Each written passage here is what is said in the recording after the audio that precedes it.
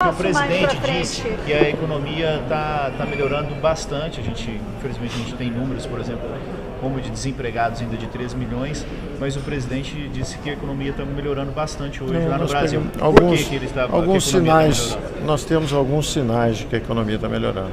Nós temos nossos próprios indicadores, acompanhamos a economia e sentimos que está havendo uma reversão e que a economia deve começar a melhorar. Já. Os números já estão começando a mostrar. Quais números que mostram? São nossos indicadores. O Banco Central, temos a Secretaria de Política Econômica, nossos indicadores começam a mostrar uma ligeira virada. E a gente pode esperar o quê? Uma redução de desemprego? Não, o que eu acho é que o Brasil, como eu disse há bastante tempo, está esperando as reformas. O Brasil está ferido. Está mortalmente ferido. E como o senhor avalia a reforma que saiu do Congresso? Os juros são muito altos, a situação é dramática. E eu acho que agora nós começamos a caminhar. O Congresso está aprovando a reforma, a coisa está andando direito. E então começamos a melhorar, mas é muito marginal, é muito no início ainda. Então não vamos antecipar ainda. O senhor sempre Como o senhor avalia a reforma que saiu do Congresso, ministro? Foi uma reforma à economia de 900? Não, eu não quero falar. O trabalho nosso foi feito, nós mandamos a reforma, nós confiamos no Congresso, nós estamos esperando a aprovação. Nós vamos sair do modelo de substituição de importações, economia fechada, baixo crescimento, exatamente para uma maior abertura e integração competitiva na economia mundial. E estamos usando justamente todas as possibilidades, todas as janelas de oportunidade para uma maior abertura. Então, com os argentinos e com o Mercosul, nós fizemos a União Europeia. Continuamos conversando com os americanos. Se acertarmos alguma coisa com eles, isso é extensível aos demais membros do Mercosul. Qualquer vantagem que nós acertemos, por exemplo, com os americanos, os demais membros do Mercosul podem também se beneficiar e se integrar. O que poderíamos negociar? Estando parte num bloco, não tinha uma coisa que tinha que negociar em bloco? Ou seja, por que agora se pode negociar individualmente? Há matérias que sim e matérias em onde você tem liberdade de negociação. Os temas que não envolvem bens, eles não estão cobertos pelo Mercosul. Portanto, podemos negociar temas como facilitação de comércio, que é um tema fundamental, a desburocratização das aduanas, por exemplo. Podemos negociar temas na área de serviços, compras governamentais, investimentos. Todos esses temas estão fora do Mercosul e podem ser negociados individualmente, membro a membro. Ministro Paulo, a gente percebe por parte do governo, inclusive eu estava lá na entrevista do senhor logo após a campanha, o senhor disse que na época não era prioridade a questão do Mercosul, mas a gente percebe hoje uma mudança com muito mais atenção ao Mercosul. Isso mostra que o Mercosul mudou? Não mudou nada. É importante que vocês prestem atenção efetivamente no que acontece. Por exemplo, esse episódio tinha uma jornalista argentina cobrindo a eleição. E a preferência era a reforma da Previdência e outros assuntos. Isso, então quando eu disse, exatamente, então você deve ter percebido que eu disse o seguinte, eu falei, olha, nós estamos cortando os gastos do governo, existe um buraco fiscal da Previdência, a nossa prioridade é a Previdência. E ela dizia assim, e o Mercosul, e o Mercosul? Sim, e eu estava falando para 50 jornalistas brasileiros. Mas o que eu queria dizendo, a nossa prioridade, estávamos no Brasil, conversando com jornalistas brasileiros. Falando de assuntos internos. E você é testemunha hoje que nós passamos 6 meses procurando a reforma da Previdência, que era a nossa prioridade. Então, toda vez que falava em Mercosul, eu falava assim, isso não é a prioridade comparado à Previdência. Sim. Nunca foi em relação ao comércio. Sim, mas o próprio presidente falava que a política do Mercosul não era nada mudou. O Mercosul tem ganhado importância hoje? De novo, o que o presidente disse? E nós estamos absolutamente alinhados com o presidente. O presidente disse o seguinte, o Mercosul serviu para fechar a economia brasileira. O Mercosul estagnou a economia brasileira, estagnou a economia argentina, porque ele está alinhado em torno de uma ideologia obsoleta. O Mercosul tem sido uma ferramenta de atraso. O Mercosul tem sido uma ferramenta de atraso econômico. Prejudicou a Argentina, prejudicou o Brasil. Para vocês terem uma ideia, a Venezuela, que está no norte, era do Mercosul, porque o alinhamento era um alinhamento ideológico.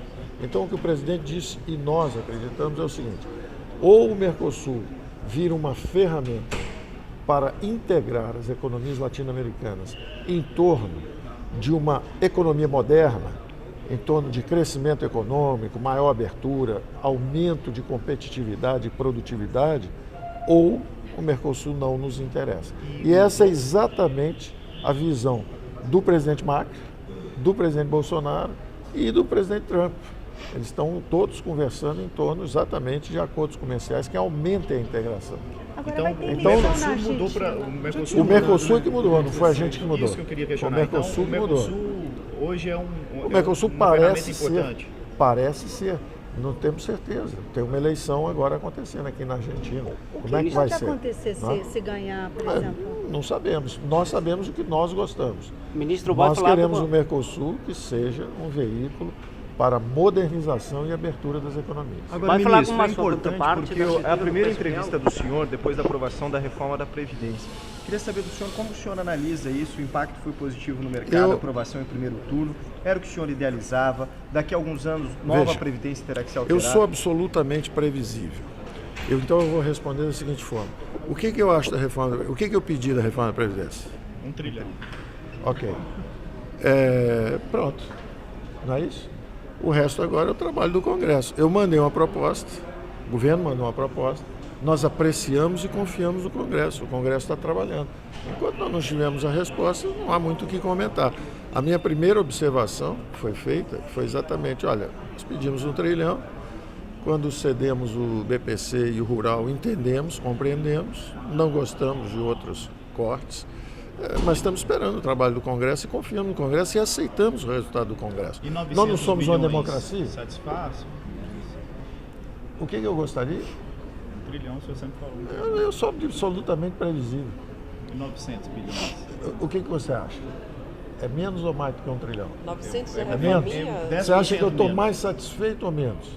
Pouco, a menos um pouco. Então pronto, você já sabe tudo, você não precisa me perguntar nada. E a capitalização, por 900 bilhões, é possível mandar no segundo semestre a capitalização como PEC?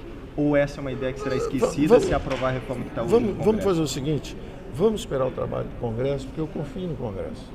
Está lá no Congresso, o Congresso ainda vai trabalhar, tem a segundo turno, depois tem o Senado, vai subir para o Senado. O Senado está se falando que o Senado pode querer incluir estados e municípios, aí são mais 350 bilhões, isso é muito importante para o Brasil, ajuda bastante.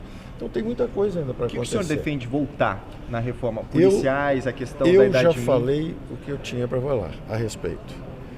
E todo mundo sabe exatamente o que eu falei.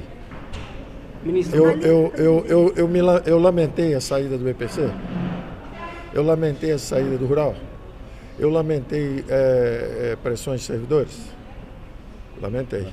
Então pronto, todo mundo já sabe que eu Os fiz. policiais não partiu do próprio governo, ministro? Não, eu não entro em política.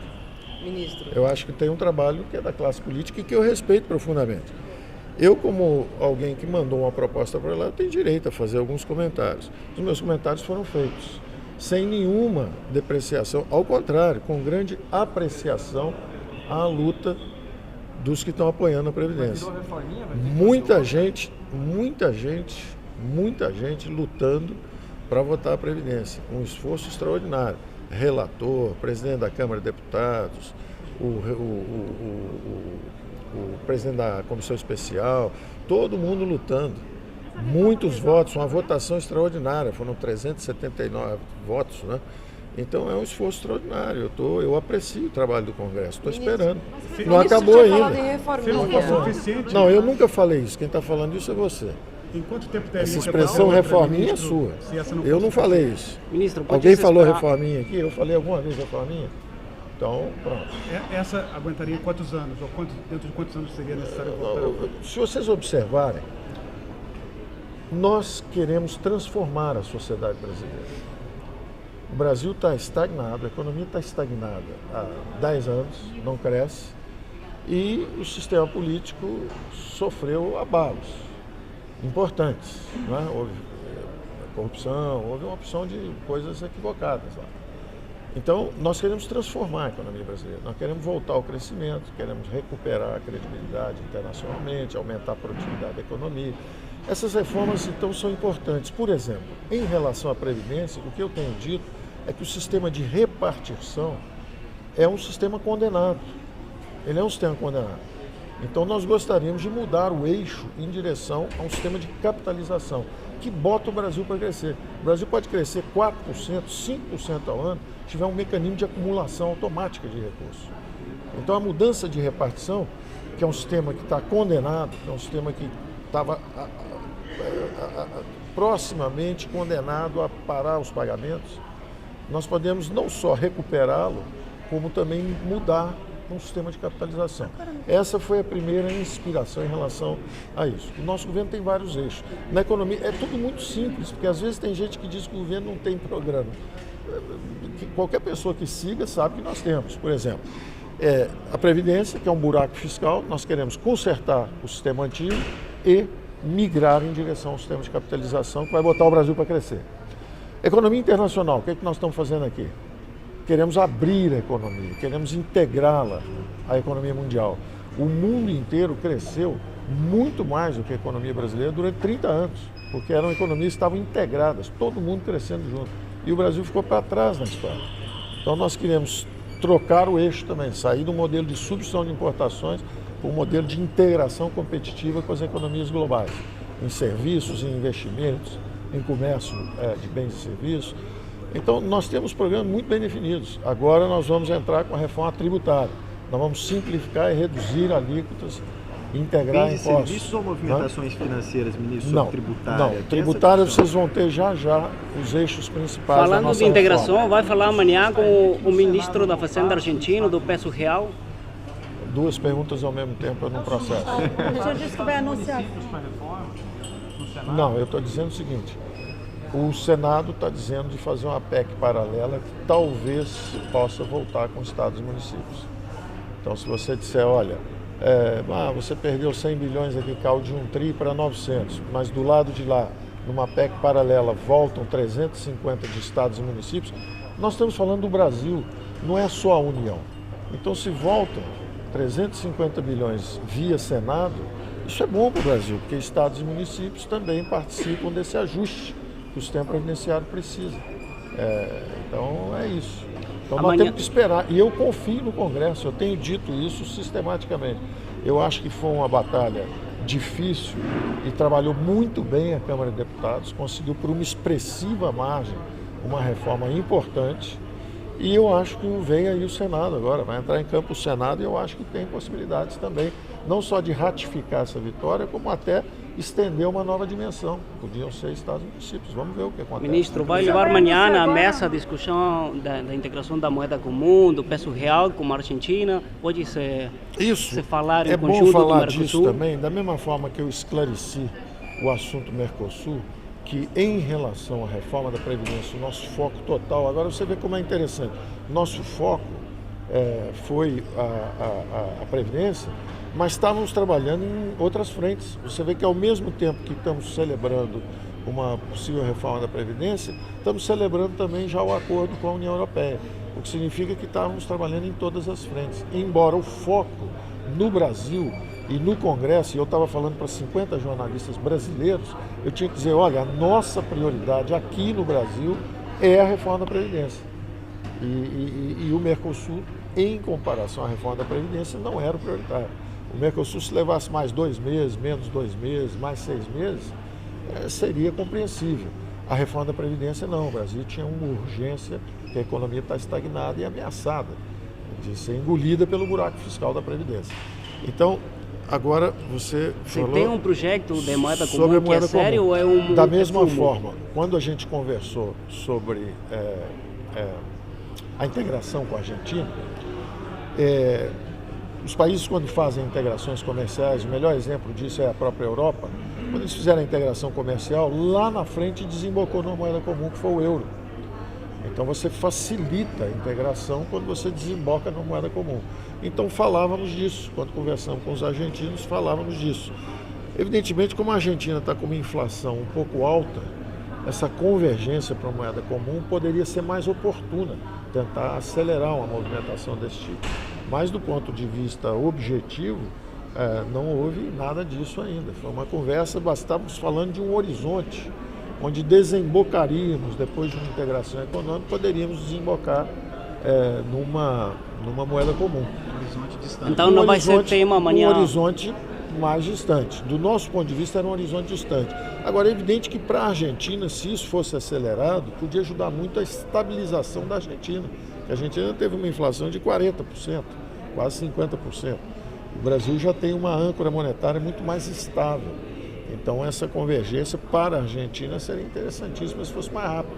Se pudéssemos até ajudar na estabilização da Argentina.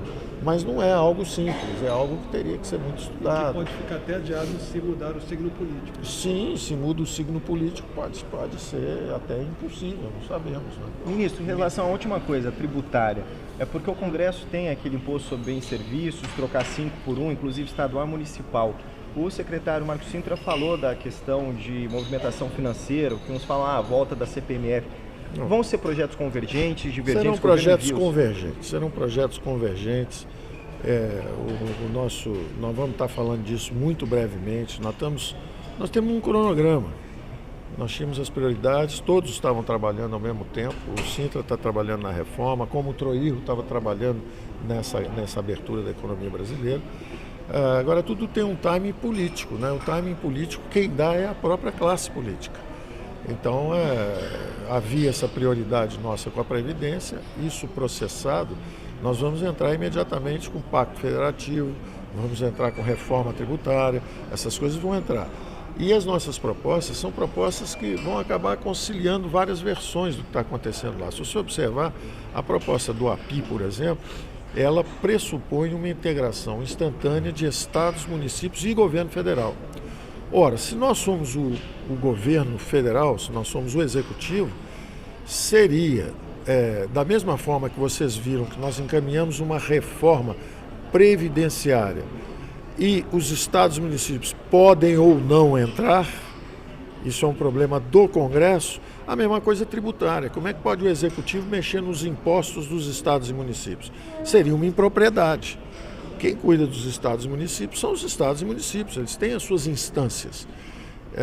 Então, o governo federal vai encaminhar uma proposta de valor adicionado também, de um IVA, um value added, né, um imposto de valor adicionado, mas para unificar os impostos federais. Então, vai existir um imposto único federal. Os estados e municípios, se resolverem mudar para a base IVA, podem acoplar-se ao nosso.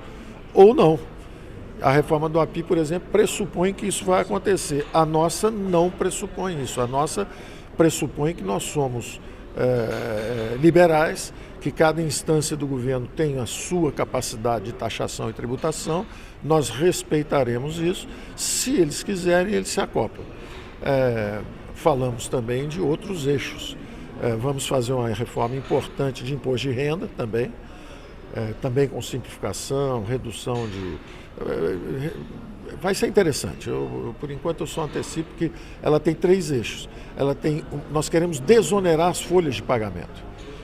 Os encargos sobre folhas de pagamento são um imposto cruel, um perverso imposto. Ele cria milhões de desempregados no Brasil. Além de criar o desemprego em massa, de ser uma arma de destruição em massa, os impostos sobre a mão de obra são também detrimentais à própria Previdência, porque tem 20, 30 milhões de brasileiros desempregados, desalentados, que não contribuem para a Previdência e vão envelhecer e vão quebrar a Previdência lá na frente também. Então nós precisamos, numa reforma tributária, reduzir esses encargos. E nesse contexto é que se falou sobre a tributação de transações para mudar, substituir esses impostos sobre a mão de obra, que destroem empregos e minam a própria Previdência Social. Falou-se de trocar isso por imposto sobre transações. Foi nesse contexto que se examinou a possibilidade do imposto que o Cintra chama de sobre transações. Muito obrigado, ministro. Obrigado, pessoal. Obrigado. Bom trabalho para vocês. Obrigado.